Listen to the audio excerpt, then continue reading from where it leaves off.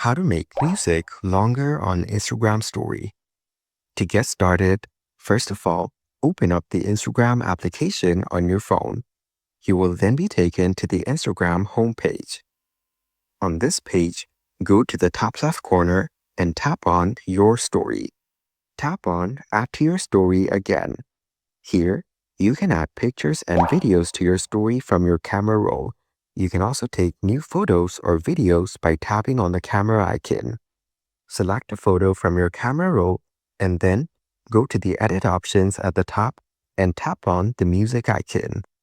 Here, you can look for and add music to your Instagram story. Select the music that you like from the suggested list under the For You section. This music is now added to your story. You can edit the length of the music you want to keep. If you want to increase the length of the music, tap on the time option as shown. Here, you can choose the clip duration.